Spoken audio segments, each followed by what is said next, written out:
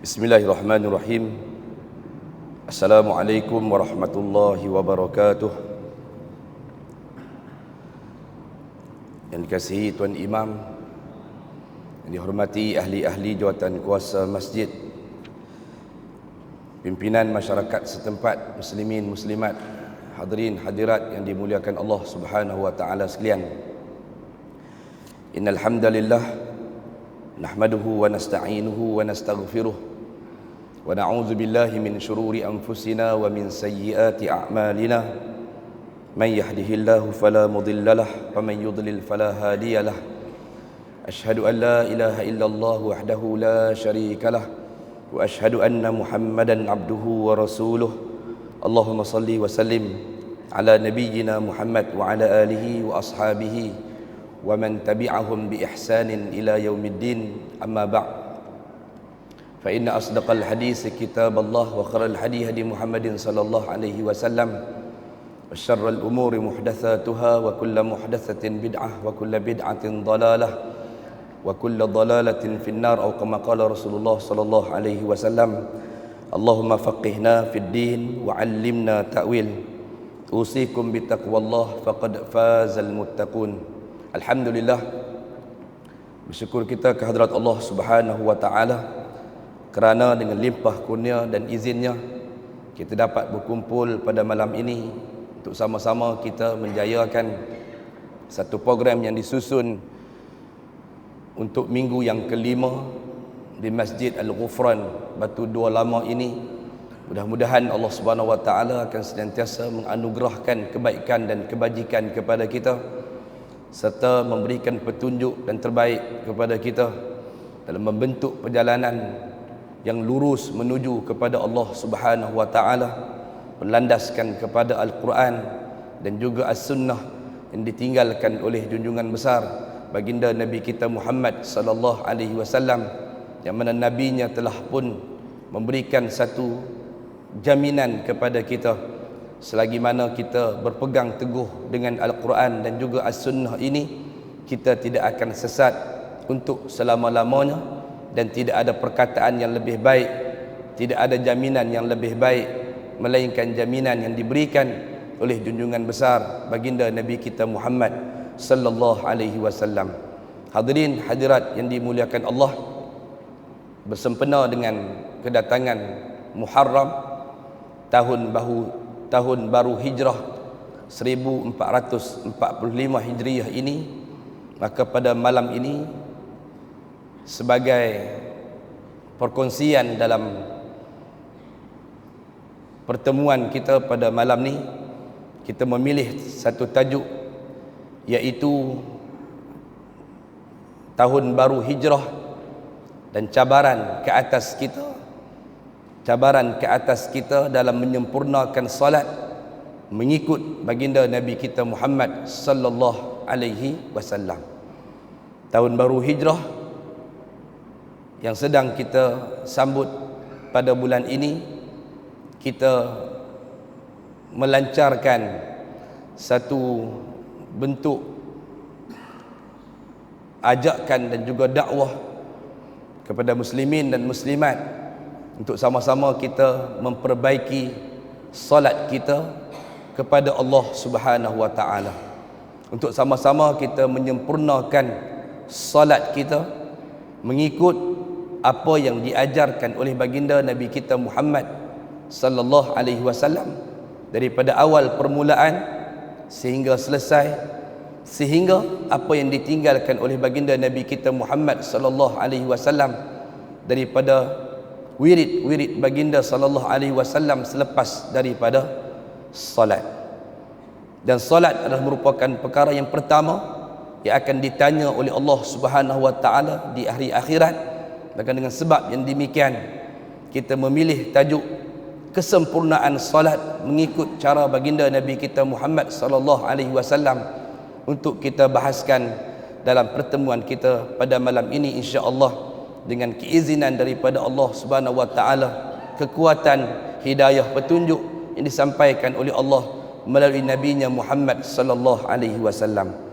Hadirin hadirat yang dimuliakan Allah Subhanahu wa taala sekalian, sebagai mukaddimah awal saya akan memetik perkataan-perkataan yang telah pun disebutkan oleh Syekh Said Hawa di dalam kitab Tazkiyatun Nufus, mukhtasar ataupun ringkasan bagi karya agung Al-Imam Al-Ghazali di dalam Ihya Ulumuddin, dalam bab yang pertama yang membicarakan tentang kesempurnaan salat.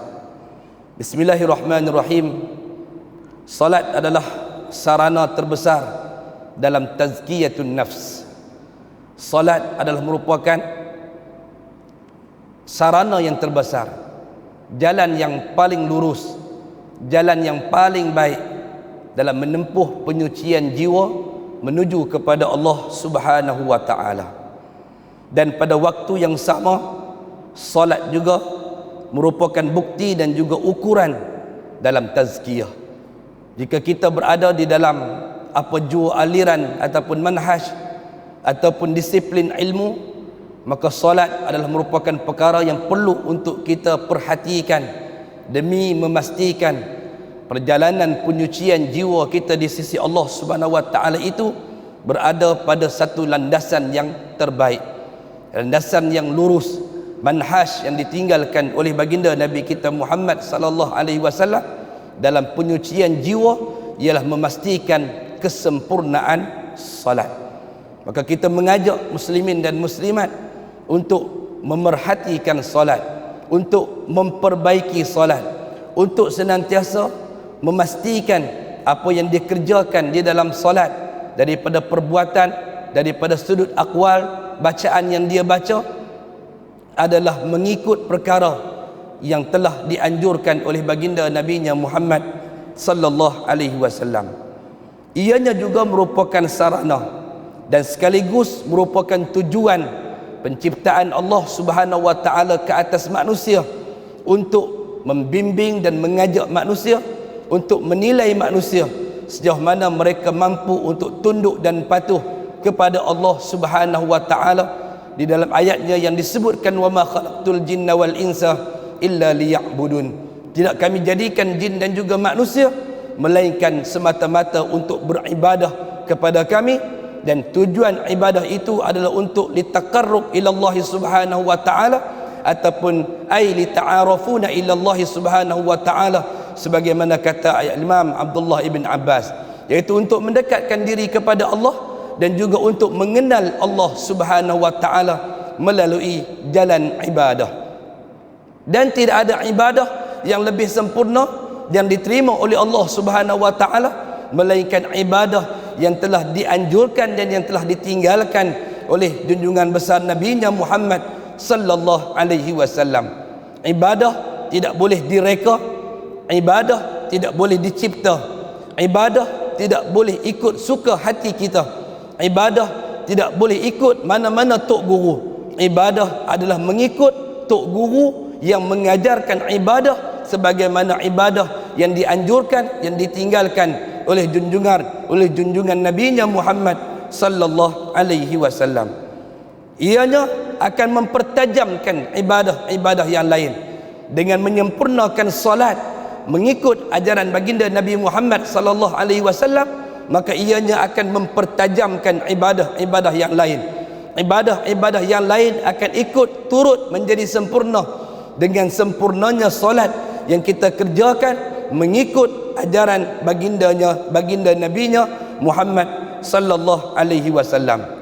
Ianya juga, kata Syekh Said Hawa, akan menegakkan ibadah dalam pelbagai bentuk utama dalam kondisi fizik, dan juga penegakannya akan memusnahkan bibit-bibit kesombongan dan juga pembangkangan terhadap Allah Subhanahu wa taala. Jika kita mampu untuk menjalankan salat sebagaimana yang dianjurkan oleh baginda Nabi-Nya Muhammad sallallahu alaihi wasallam, mengikut dengan pasti daripada sanad-sanad yang sahih, daripada hadis-hadis yang dikhabarkan oleh perawi-perawi hadis, daripada jalan pelaksanaan salat yang dikerjakan oleh baginda Nabi-Nya Muhammad sallallahu alaihi wasallam, maka kita mampu untuk merendahkan diri kita di hadapan Allah Subhanahu wa taala, dan kita juga akan mampu untuk mengendurkan ketakburan dan juga kesombongan kita dalam menunaikan peribadatan kita kepada Allah Subhanahu wa taala. Di samping salat juga merupakan pengagungan dan juga pengakuan terhadap rububiyah dan juga hak-hak pengaturan yang telah pun diatur oleh Allah Subhanahu wa taala. Hadirin hadirat yang dimuliakan Allah Subhanahu wa taala sekalian, dan salat juga akan menjadi sempurna dengan hilangnya bibit-bibit kesombongan kepada Allah, dan dia juga akan menghilangkan bibit-bibit ujub dan juga ketakjuban serta sum'ah kita di hadapan Allah Subhanahu wa taala, dan sekaligus akan menghilangkan bentuk-bentuk kekejian dan juga kemungkaran dan juga kemaksiatan kita kepada Allah Subhanahu wa taala, berdasarkan firman-Nya bahawa sesungguhnya salat itu mampu untuk mencegahkan perkara yang fahsyak dan juga mungkar.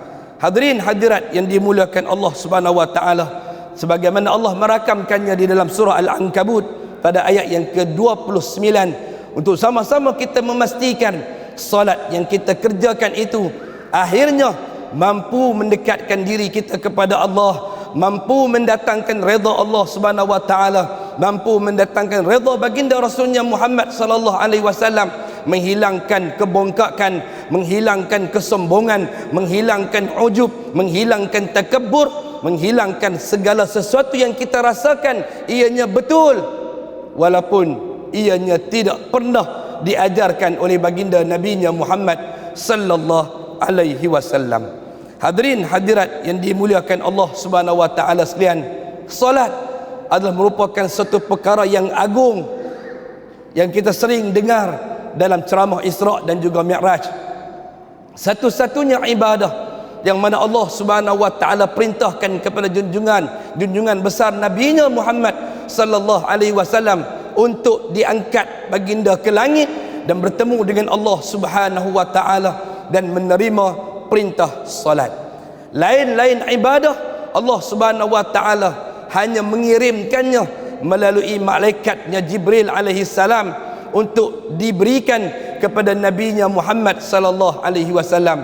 Namun salat Allah Subhanahu wa taala perintahkan nabinya sendiri untuk menghadap zatnya di Sidratul Muntaha untuk menerima apa yang dinamakan dengan perintah dan apa yang dinamakan dengan perintah salat.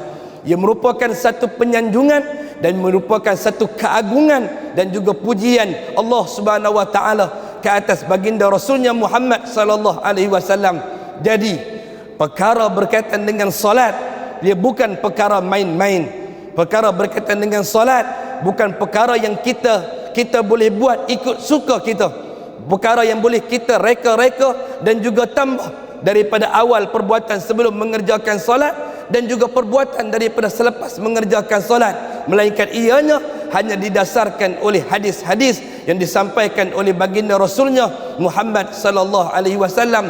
Kerana itulah perkara yang dititah perintahkan oleh Allah Subhanahu wa taala kepada nabinya Muhammad sallallahu alaihi wasallam. Bagi mereka yang sombong, bagi mereka yang takabur kepada Allah Subhanahu wa taala, yang senantiasa merasakan apa yang mereka kerjakan betul, mereka akan mengatakan tak mengapa kita baca sekian dan sekian sebelum solat.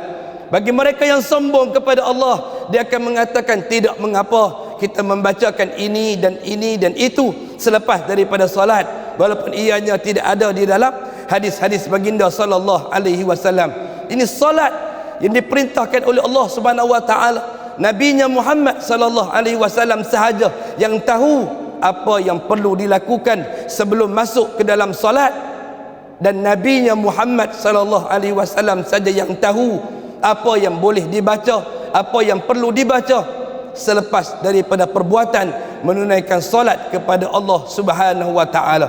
Kita tidak boleh untuk mengatakan ini harus, ini tidak mengapa, syekh ini mengatakan boleh, tok guru ini mengatakan boleh, kitab tu mengatakan tak apa dan sebagainya. Rujuk kembali kepada apa yang dilakukan oleh baginda Rasulnya Muhammad sallallahu alaihi wasallam. Jika tidak ada daripada keterangan-keterangan yang sahih, maka kita tidak boleh mengambil enteng dan mengambil mudah di atas satu peribadatan yang mulia, yang mana Allah Subhanahu wa taala menitahkan kepada rasulnya yang mulia untuk mengambilnya sendiri di Sidratul Muntaha dalam menyempurnakan peribadatan kepada Allah Subhanahu wa taala. Hadirin hadirat yang dimuliakan Allah Subhanahu wa taala sekalian, maka salat itu ada rupa bentuknya, ditegakkan dengan rukunnya, disempurnakan dengan sunnahnya, diiringi dengan adab zahir dan juga batinnya, yang harus direalisasikan oleh setiap manusia yang mengerjakan salat kepada Allah Subhanahu wa taala. Saya ulang, kata almarhum Syekh Said Hawa, salat ada rupa bentuknya, salat ditegakkan dengan rukunnya, salat diiringi dengan sunnahnya, salat disempurnakan dengan adab zahir dan juga batinnya. Dan setiap perkara itu perlu direalisasikan oleh setiap mukmin yang mengerjakan salat kepada Allah Subhanahu wa taala, untuk dia memastikan apa yang telah dikhabarkan oleh Rasul sallallahu alaihi wasallam, sallu kama raaitumuni usalli, kerjakanlah kamu akan salat sebagaimana kamu tengok aku salat. Kita tidak melihat Nabi sallallahu alaihi wasallam salat. Hadis-hadis dibawa oleh para sahabat ridwanullah alaihim ajma'in yang nanti akan kita bahaskan satu persatu dengan waktu yang ada, telah dikhabarkan dengan riwayat-riwayat yang sahih bagaimana permulaan pekerjaan salat yang dilakukan oleh baginda Nabi Muhammad sallallahu alaihi wasallam, bagaimana keadaan berdirinya, rukuknya, i'tidalnya, sujudnya, duduk di antara dua sujudnya, tahiyatnya, bacaan Fatihahnya, bacaan tahiyatnya, dan apa yang dibaca oleh Nabi Muhammad sallallahu alaihi wasallam, semuanya dirakamkan dengan keadaan yang terbaik oleh para sahabat ridwanullah alaihim ajma'in, disampaikan kepada tabi'in, disampaikan kepada tabi'in, dikumpulkan oleh generasi para penulis hadis baginda sallallahu alaihi wasallam seperti al-Imam Al-Bukhari, Muslim, At-Tirmizi, An-Nasai, Abu Daud, Ibnu Majah, Ahmad, Malik, Ibnu Saibah, Ibnu Khuzaimah dan lain-lainnya, menukilkan dengan jalan-jalan yang terbaik demi memastikan salat yang ditunjukkan oleh baginda Nabi Muhammad sallallahu alaihi wasallam itu tidak cicir satu pun, tidak ditambah satu perkara pun, tidak dikurang padanya satu perkara pun. Hadirin hadirat yang dimuliakan Allah Subhanahu wa taala sekalian, hanya dengan jalan yang demikian sahaja maka salat itu akan diterima oleh Allah Subhanahu wa taala, dan kemudiannya dilengkapi dengan adab batinnya, yaitu menyempurnakan kekhusyukan kepada Allah Subhanahu wa taala. Dan ia merupakan perkara yang sangat mulia yang dianjurkan oleh baginda Nabi Muhammad sallallahu alaihi wasallam dalam memastikan, demi memastikan umatnya mengerjakan ibadah sebagaimana yang baginda kerjakan, sehingga mendapat satu bentuk penyempurnaan ibadah di sisi Allah Subhanahu wa taala. Dan para sahabat ridwanullah alaihim ajma'in yang mengikutinya daripada setiap perkara dalam mengerjakan ibadah kepada Allah Subhanahu wa taala mendapat title radhiyallahu anhum wa radu'an, zalika liman khasyiya rabbah. Dan para sahabat radhiyallahu anhum ajma'in diberikan title oleh Allah Subhanahu wa taala sebagai radhiyallahu anhum, sebagai orang-orang yang telah diridai oleh Allah Subhanahu wa taala ke atas mereka. Dan para sahabat itu tidak melakukan sebarang bentuk bid'ah di atas segala ibadah yang ditunjukkan oleh baginda Nabi Muhammad sallallahu alaihi wasallam. Apa yang perlu, apa yang dititipkan, apa yang ditunjukkan, apa yang dianjurkan, apa yang diajarkan, itulah yang diamalkan, itulah yang ditegakkan, itulah yang disebarkan, itulah yang telah diperluaskan oleh para sahabat ridwanullah alaihim ajma'in. Datang generasi kemudian berlaku penambahan terhadap upacara ibadah yang telah ditunjukkan oleh Nabi Muhammad sallallahu alaihi wasallam. di atas suatu bentuk kesalahan dalam disiplin ilmu, dalam satu bentuk merasakan apa yang mereka lakukan itu lebih baik daripada apa yang ditunjukkan oleh Nabi-Nya Muhammad sallallahu alaihi wasallam, di atas fatwa-fatwa yang dikatakan harus, di atas fatwa-fatwa yang dikatakan boleh, tidak mengapa dan sebagainya. Maka akhirnya berlakulah perubahan-perubahan dalam ibadah yang dikerjakan oleh baginda Nabi-Nya Muhammad sallallahu alaihi wasallam. Maka kita mengajak kepada sidang hadirin hadirat yang dimuliakan Allah, sidang pendengar yang dimuliakan oleh Allah Subhanahu wa taala sekalian, seluruh mukmin, muslimin dan muslimat, dengan azam tahun baru hijrah, kita nak mengajak diri kita semua untuk kembali berpaksikan kepada apa yang ditinggalkan oleh junjungan besar Nabi-Nya Muhammad sallallahu alaihi wasallam. Kerana itu sahaja yang akan mendapat, yang akan mencapai title keredaan daripada Allah Subhanahu wa taala kepada diri kita semua. Hadirin hadirat yang dimuliakan Allah Subhanahu wa taala sekalian, mukadimah awal berkaitan dengan bentuk solat, berkaitan dengan perlaksanaannya, berkaitan dengan tuntutannya, berkaitan dengan targhib yang kita berikan, semangat untuk sama-sama kita kembali kepada ajaran Allah Subhanahu wa taala dan tinggalkanlah perkara-perkara bid'ah yang ditegah oleh junjungan besar Nabi-Nya Muhammad sallallahu alaihi wasallam, demi memastikan ibadah kita diterima oleh Allah Subhanahu wa taala. Tidak ada siapa yang boleh memberikan jaminan kepada kita, tok guru kah, habib kah, syekh kah, syekhul manakah, apakah, kitab manakah, semuanya tidak boleh memberikan satu bentuk jaminan. Jaminan itu hanya ada kepada Allah Subhanahu wa taala melalui segala gerak kerja dan juga ibadah yang dilakukan oleh junjungan besar Nabi-Nya Muhammad sallallahu alaihi wasallam, sehingga Allah Subhanahu wa taala menyatakan apa yang telah ditinggalkan, apa yang telah dilakukan oleh Nabi-Nya Muhammad sallallahu alaihi wasallam sebagai sesuatu yang telah pun sempurna. Al-yauma akmaltu lakum dinakum, dan pada hari ini kami telah menyempurnakan agama Islam yang kamu bawa itu, wahai Muhammad sallallahu alaihi wasallam. Tidak perlu lagi penambahan dan tidak ada lagi sesuatu yang perlu kita tambah dalam membentuk kesempurnaan ibadah kita kepada Allah Subhanahu wa taala, di mana Allah Subhanahu wa taala merakamkan. Ini bahagian yang kedua. Tadi akhir mukadimah bahagian yang pertama berkaitan dengan seruan dan azam baru hijrah untuk mengajak kepada sidang hadirin hadirat yang dimuliakan Allah, sidang pendengar yang dimuliakan Allah, untuk kembali kepada ajaran Allah Subhanahu wa taala, kembali kepada penyempurnaan salat yang ditunjukkan oleh baginda Nabi-Nya Muhammad sallallahu alaihi wasallam.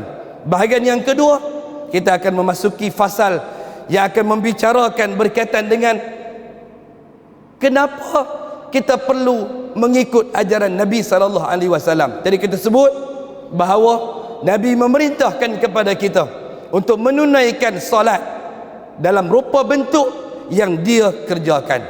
Allah Subhanahu wa taala berfirman dalam surah An-Nur pada ayat yang ke-63.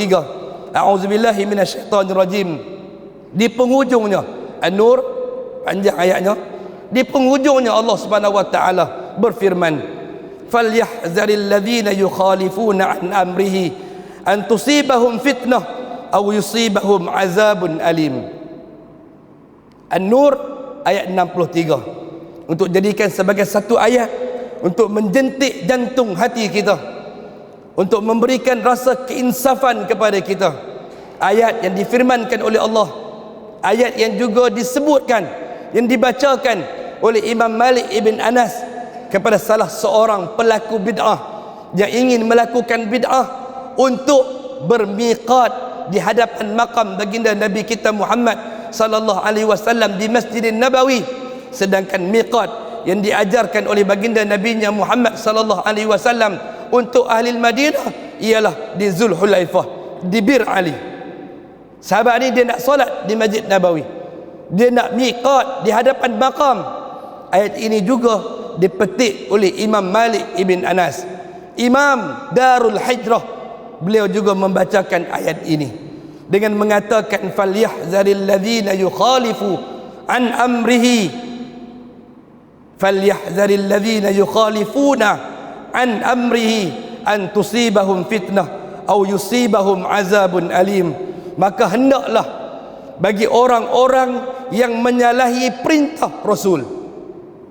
Ayat ini tuan-tuan dan puan-puan menyebutkan tentang yukhalifuna an amrihi, orang-orang yang menyalahi perintah Rasul, orang-orang yang nak buat satu benda yang lain dalam bentuk peribadatan kepada Allah Subhanahu wa taala di atas suatu bentuk sangkaan dia merasakan baik, perkara ini baik, perkara itu baik, apa salahnya benda ni baik. Imam Malik baca ayat ni untuk memberikan teguran kepada kita. Yang baik itu dalam bentuk kesempurnaan ibadah tidak semestinya akan menjadi baik kalau tidak mengikut ajaran Nabi-Nya Muhammad sallallahu alaihi wasallam. Sebab itu Nabi mengatakan tentang bid'ah. Bid'ah yakni bid'ah di dalam urusan agama. Satu bentuk perkara dalam peribadatan yang telah dianjurkan, yang telah diajarkan, yang telah ditunjukkan oleh Nabi-Nya Muhammad sallallahu alaihi wasallam. Tiba-tiba kita rasa ada benda yang lain yang kita rasa ia lebih bagus dan lebih sempurna daripada apa yang diajarkan oleh Nabi Muhammad sallallahu alaihi wasallam. Al-Quran mengatakan kepada kita, hendaklah orang-orang yang merasakan mereka melakukan satu perbuatan yang menyalahi ajaran Rasul takut akan ditimpa cubaan atau azab yang sangat-sangat pedih. An tusibahum fitnah au yusibahum azabun alim, kata Allah. Wahai pelaku-pelaku bid'ah, wahai mereka yang menyalahi ajaran yang dibawa oleh Rasulnya Muhammad sallallahu alaihi wasallam.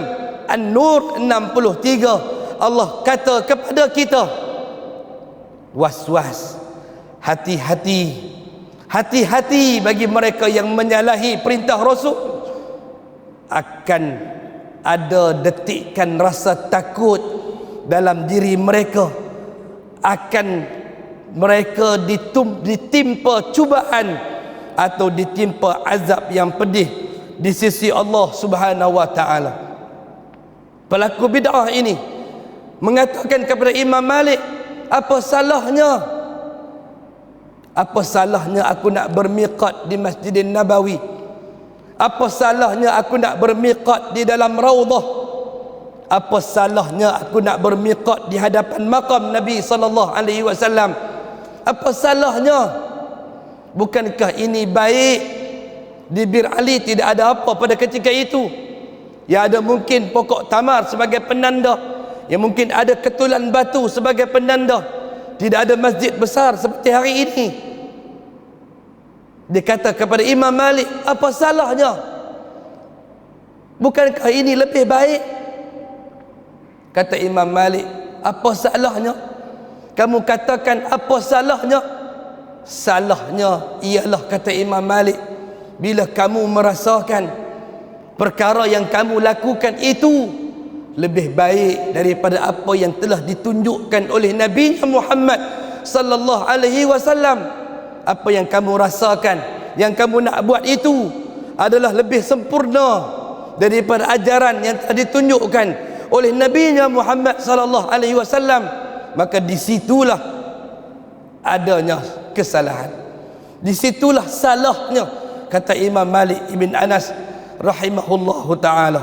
Hadirin hadirat yang dimuliakan Allah Subhanahu wa ta'ala sekalian, maka ayat itu kita jadikan sebagai hujah untuk sama-sama kita berubah dengan azam tahun baru hijrah ini, untuk sama-sama kita mengenal pasti segala bentuk peribadatan, terutamanya tajuk kita, iaitu berkaitan dengan menyempurnakan salat mengikut ajaran Nabi sallallahu alaihi wasallam, sebenarnya adalah satu mujahadah dalam kehidupan kita.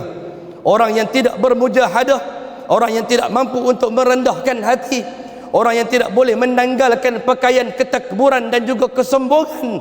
Dia akan merasakan apa yang dia buat itu betul, apa yang dia buat itu baik, walaupun tidak dilandaskan daripada anjuran hadis-hadis yang ditinggalkan oleh junjungan besar Nabi-Nya Muhammad sallallahu alaihi wasallam. Bagi yang telah dibukakan hidayah, bagi yang telah diberikan petunjuk oleh Allah Subhanahu wa taala, mereka tidak akan mampu untuk melakukan sesuatu urusan ibadah melainkan perkara itu telah ditunjukkan oleh Nabi-Nya Muhammad sallallahu alaihi wasallam.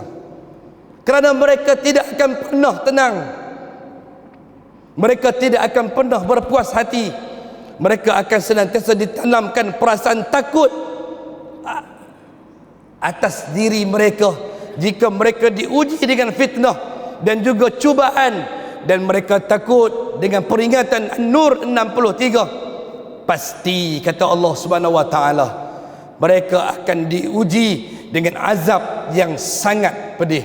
Sebab itu orang-orang sunnah, sebab itu orang-orang yang pro kepada sunnah Nabi sallallahu alaihi wasallam, mereka akan senantiasa memastikan diri mereka berpijak di atas landasan sunnah yang ditinggalkan oleh baginda Nabi-Nya Muhammad sallallahu alaihi wasallam, kerana mereka takut ditimpa cubaan dan juga azab di sisi Allah Subhanahu wa taala jika mereka telah pun menyalahi apa yang diperintahkan oleh para rasul, apa yang ditunjukkan oleh rasulnya yang mulia, rasulnya yang terakhir, Nabi-Nya Muhammad sallallahu alaihi wasallam.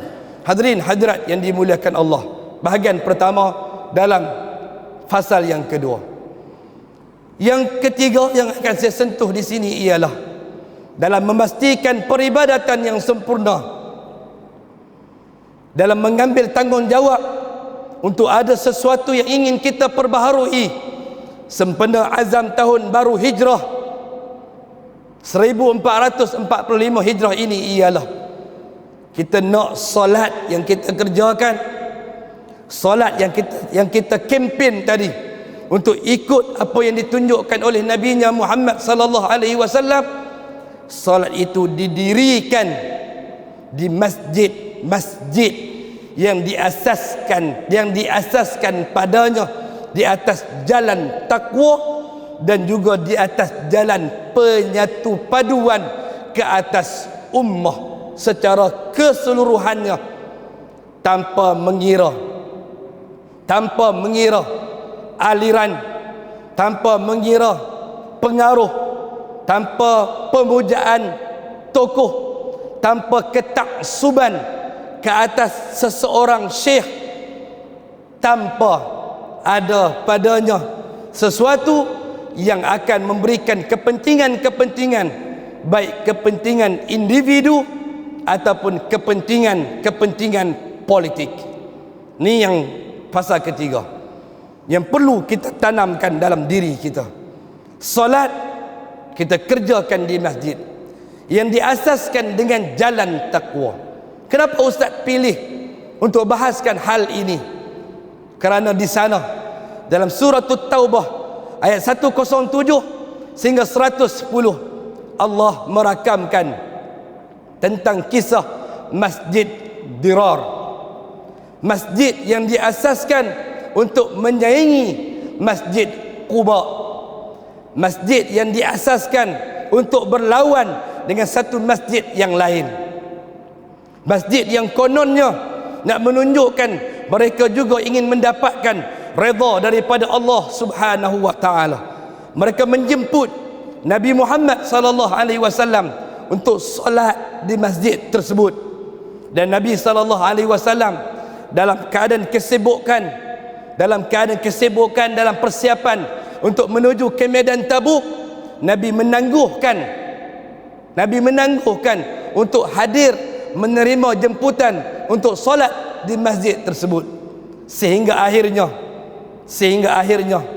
Allah Subhanahu wa taala menurunkan surah At-Taubah ayat 107 sehingga 110, di mana Allah Subhanahu wa taala melarang Nabi kita Muhammad sallallahu alaihi wasallam dan juga para sahabat untuk hadir bertamu di masjid tersebut demi menerima undangan pendiri masjid tersebut. Nabi SAW pada tanggal 26 Ramadan, tanggal 26 Ramadan pada tahun ke-9 Hijrah, Nabi mengutuskan seorang sahabat yang bernama Malik bin Dukhsyam, yang kedua Ma'an bin Adi, yang ketiga Ma'an bin Adi, yang kedua, yang ketiga As-Sakan, dan yang keempat dan juga Al-Wahshi, untuk pergi membakar masjid tersebut. Dan pada tanggal 26 Ramadan tahun 9 Hijrah, masjid tersebut telah pun dibakar oleh keempat-empat utusan baginda Nabinya Muhammad sallallahu alaihi wasallam ini. Dirakamkan dalam riwayat yang sahih bahawa Malik bin Dukhsyan telah membawa pelepah-pelepah tamar dan menyalakannya api daripada rumahnya, cucuh api, buat satu jamung daripada pelepah tamar, cucuh api daripada rumah, bawa dengan bentuk pengisytiharan bahawa dia melaksanakan tugas nabinya yang dikasihi, nabinya Muhammad sallallahu alaihi wasallam. Dengan jamung itulah, dengan jamung pelepah tamar itulah, 4 orang sahabat ini membakar masjid tersebut. Dengan terbakarnya masjid tersebut, maka sejarah telah mencatatkan bahawa lemahlah gerakan munafik, dan juga akhirnya pendirinya yang bernama Abu Amir Ar-Rahib telah melarikan diri ke Rom dan mati di istana Rom.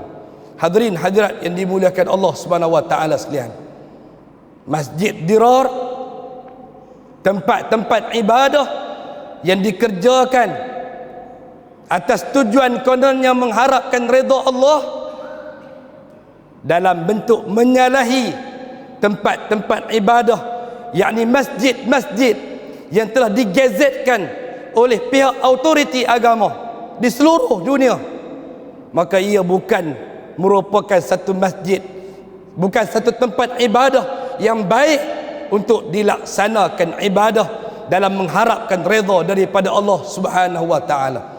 Terutamanya masjid-masjid, tempat-tempat ibadah, surau-surau, markas-markas, zawiyah-zawiyah, apa pun namanya, ribat-ribat ke apakah, yang dikerjakan, yang didirikan atas tujuan kononnya mengajak kepada kesatuan ummah. Tapi kita lihat secara khususnya di Perlis, terdirinya tempat-tempat ibadah secara haram ini kebanyakannya telah memecah belahkan penyatuan ummah di negeri Perlis ini secara khususnya. Dan di tempat-tempat yang lain juga telah diberikan pengawasan yang sangat teliti dengan pemantauan daripada pihak jabatan-jabatan agama Islam di negeri masing-masing.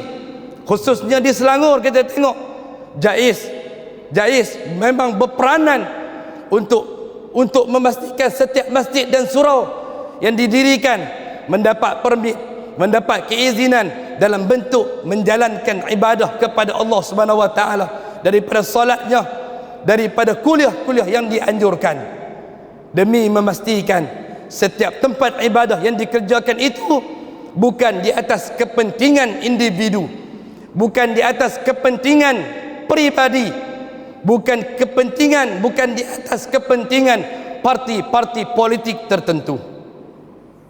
Bukan.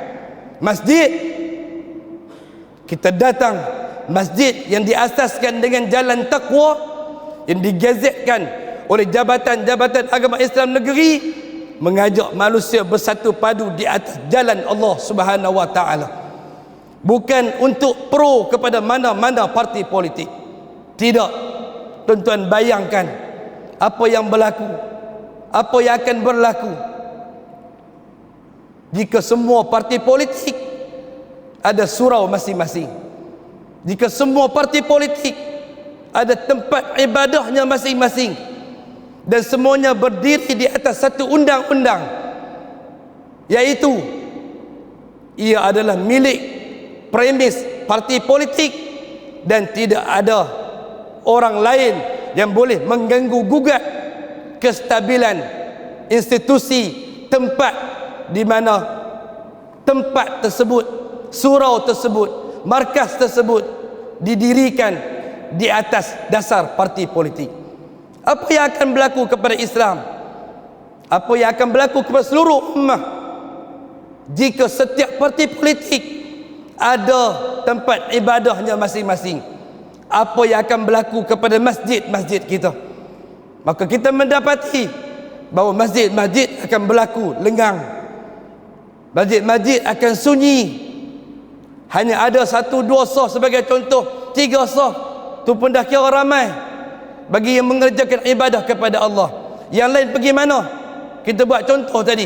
Kalau semuanya ada tempat solat masing-masing. Maaf saya sebutkan, saya minta maaf terlebih dahulu. Saya mohon izin saya nak menyebutkan sebab dia memang ada dan memang kita sebut baik di media massa, baik di TV dan sebagainya, baik di radio dan sebagainya. Bila nak bertanding ada parti politik, apa akan berlaku tuan-tuan? Jika sebagai contoh, UMNO ada tempat ibadat dia sendiri, PAS ada markas dia sendiri, Bersatu ada markas dia sendiri, Parti Amanah Negara ada markasnya sendiri, Parti Keadilan Rakyat PKR yang ada dalamnya Muslim ada markasnya sendiri. Semua akan berpecah mengikut parti-parti politik masing-masing, tempat ibadah mereka masing-masing, dan akhirnya masjid-masjid ditinggalkan.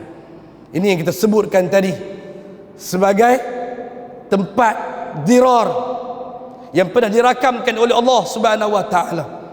Pendirian tempat-tempat ibadah ini bukan di atas jalan takwa, tapi tempat ini didirikan di atas dasar kepentingan peribadi ataupun kepentingan parti politik tertentu.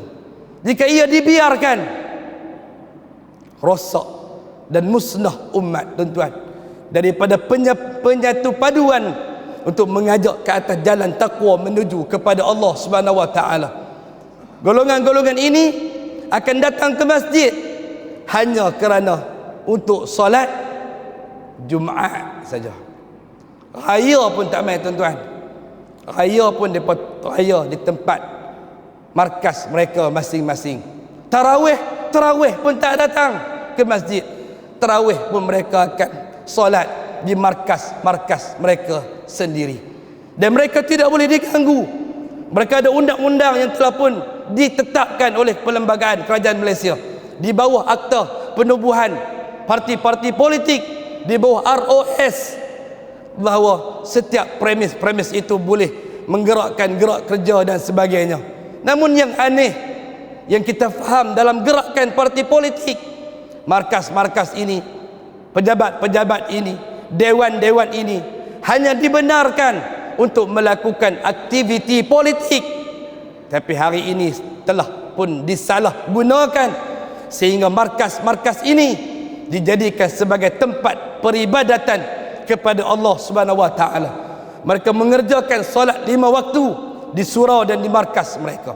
Mereka mengerjakan solat tarawih 30 malam di markas mereka, di surau mereka. Mereka mengerjakan aktiviti sambutan-sambutan Aidil Fitri, Aidil Adha, apa lagi, Isra' Mi'raj, Maulidur Rasul dan sebagainya, dilakukan di markas-markas mereka. Hadirin hadirat yang dimuliakan Allah Subhanahu wa taala, kita sambung selepas azan Isyak. Masuk ke dah lagi? Dah masuk ke belum? Ada sikit lagi masa? Ada lagi berapa minit?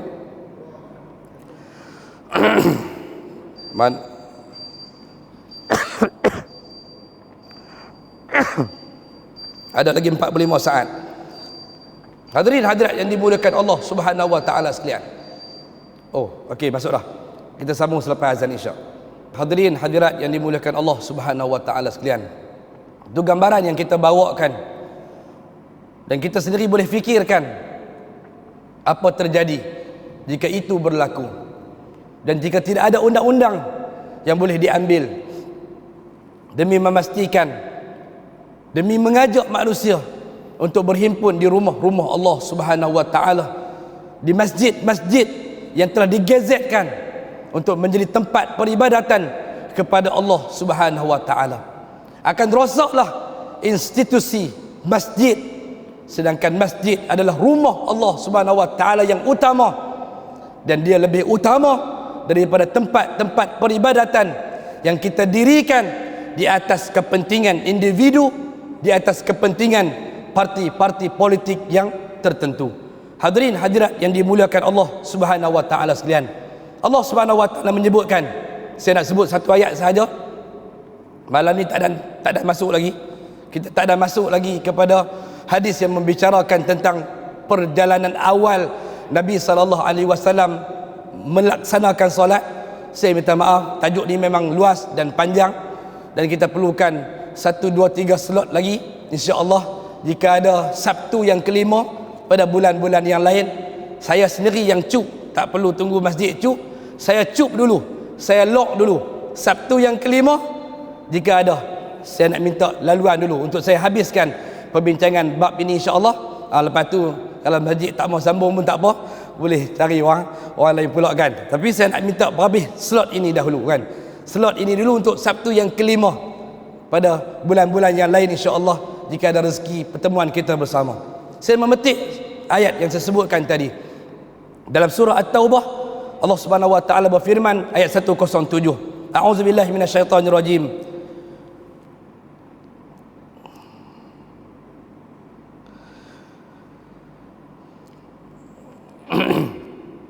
Dan bagi orang-orang yang munafik, walladzina ittakhazu masjidan diraran, ni perkataan yang kita sebut tadi, dirar. Dan di antara orang-orang munafik itu ada orang-orang yang mendirikan masjid untuk menimbulkan kemudaratan, kepada orang-orang mukmin,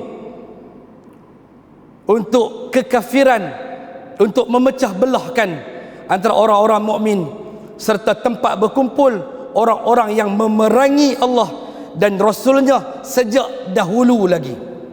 Allah Subhanahu wa taala firmankan kepada kita, bagi mereka yang mengambil masjidan diraran wa kufran wa tafriqan bainal mu'minin wa irsadan liman haraballahu wa rasuluh min qabl. Sejak dahulu sampai kiamat akan ada sahaja kelompok-kelompok tertentu yang akan berdiri di atas jalan agama, namun mereka mendirikan tempat-tempat ibadah di atas dasar kepentingan diri dan juga kemaslahatan jamaah tertentu, untuk memecahkan manusia, untuk memecahkan golongan orang-orang yang beriman, untuk mengumpulkan orang-orang yang memerangi Allah Subhanahu wa taala dan Rasulnya.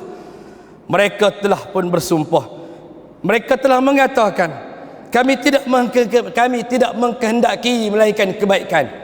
Majlis yang dijalankan semuanya mengatakan, kami tidak mengkehendaki yang lain melainkan redha Allah. Kami berhimpun untuk mencari redha Allah. Kami berhimpun untuk mencintai Rasulnya Muhammad sallallahu alaihi wasallam dan sebagainya. Mereka berkata, mereka berhimpun untuk tujuan kebaikan. Kalau baik, kenapa tidak datang ke rumah Allah Subhanahu wa taala? Kalau baik, kenapa tidak berhimpun di rumah-rumah Allah yang telah digazetkan sebagai masjid oleh autoriti agama di setiap negeri-negeri di Malaysia sebagai amnya. Dan Allah Subhanahu wa taala menjadi saksi bahawa sesungguhnya mereka adalah pendusta di dalam sumpah mereka. Kata Allah Subhanahu wa taala, wallahu yashhadu innahum lakazibun. Ketahuilah wahai Muhammad, kata Allah Subhanahu wa taala, mereka ini tidak sampai ke mana pun sumpah mereka. Mereka berhimpun untuk menentang Allah dan menentang Rasulnya. Mereka berhimpun untuk memecah belahkan ummah. Sebab itu mereka tidak datang ke rumah-rumah Allah Subhanahu wa taala untuk menunaikan salat berjamaah, untuk mengerjakan salat tarawih, untuk mengerjakan Aidil Fitri dan sebagainya. Teks Aidil Fitri yang dikeluarkan oleh jabatan mereka tak pakai. Mereka ada teks yang dikeluarkan oleh lujnah parti masing-masing. Atas tujuan itu telah dilihat nyata dan jelas mereka tidak boleh untuk menafikan pendirian tempat peribadatan tersebut hanyalah untuk kepentingan peribadi dan juga kepentingan parti-parti politik yang tertentu, bukan di atas jalan untuk menyatu padukan manusia, di atas jalan ketakwaan, di atas manhaj sunnah yang ditinggalkan oleh Nabi-Nya Muhammad sallallahu alaihi wasallam. Maka peringkat permulaan ini, dalam salat yang pertama ini, kita menyeru kepada sidang hadirin dan pendengar yang dimuliakan Allah Subhanahu wa taala dalam memastikan kesempurnaan salat kita kepada Allah. Pastikan juga tempat yang kita dirikan salat adalah merupakan tempat yang diredai oleh Allah Subhanahu wa taala dan bukan tempat yang ada padanya pendirian di atas sesuatu kepentingan individu dan juga parti politik tertentu. Wallahu a'lam. Mudah-mudahan Allah Subhanahu wa taala memberikan kebaikan dan petunjuk dan hidayah serta kekuatan kepada kita untuk sama-sama kita menyebarkan sunnah baginda Nabi-Nya Muhammad sallallahu alaihi wasallam. Sekian, assalamualaikum warahmatullahi wabarakatuh.